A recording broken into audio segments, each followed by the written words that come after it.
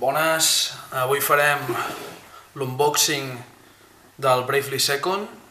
El joc és la continuació del Bravely Default, que és la gran salvació de Square Enix. El subtítol és Endlayer i és la col·lecció de luxe, l'edició de luxe. Aviam, anem a l'obrir. Jo prèviament ja li he fet un tall al que és l'obertura, però veiem una enganxina negra. Ja examinarem una miqueta la caixa per fora. És així com terciopelada, molt maca, però es veu que porta, que és de cartronet així cutre, com es veuen aquí les cantonades una miqueta amb arestes, però bueno, no se li pot demanar més pel que ha costat, està prou bé.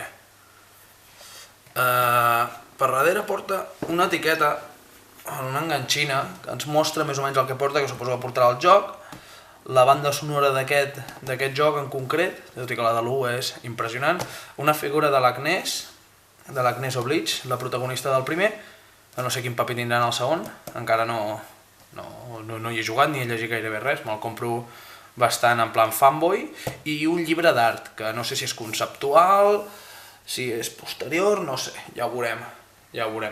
Va, anem-la a obrir. Amb molta cura, com si es tractés d'una dona.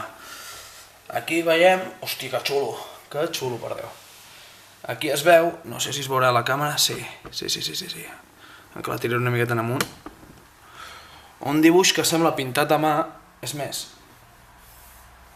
Diria que està fet amb aquarel·les perquè està amb una miqueta de relleu, però bueno, no t'ho sabria assegurar. Després trobem dins... Hosti, que xulo tot, tio. Després trobem a dins una figura de l'Agnès, un amiibo fals, no serveix per les mans, si algú pregunta. Agnès Special Minifigure, a tope. Posa que advertença, que posa que té parts petites. Sí, va, no us l'empasseu, vull dir, no proveu de ficar-vos-la a la boca, venceu la tentació. Aquí veiem... Hòstia, no sabria dir-te qui són aquests personatges, tot i que el disseny artístic és molt xulo. Aquest sembla com un lleó i aquest és el rei d'Hyrule, però bueno. Aviam si posa el número de... No, posa que és l'original soundtrack, però no posa ni les cançons, ni res, només posa que és de Square Enix. Això ho deixa bastant clar, si veieu. Aviam si s'enfoca bé. Sí, va, anem a guardar.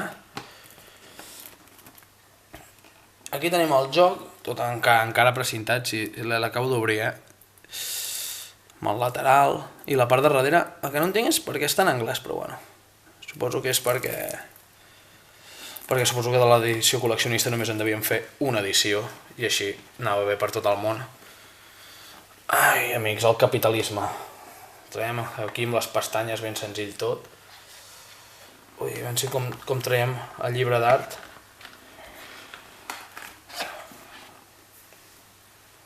Hosti, que xulo, per Déu. Aviam si és posterior, aviam què posa. Darrere és negre. Tomoya Asano. Típic nom japonès. Tomoya de tota la vida. Sí, és només del segon. Pensava que no fos també del primer, però bueno, només és del segon. 2013-2015. Home, no és pas conceptual perquè sembla que està bastant avançat tot, no?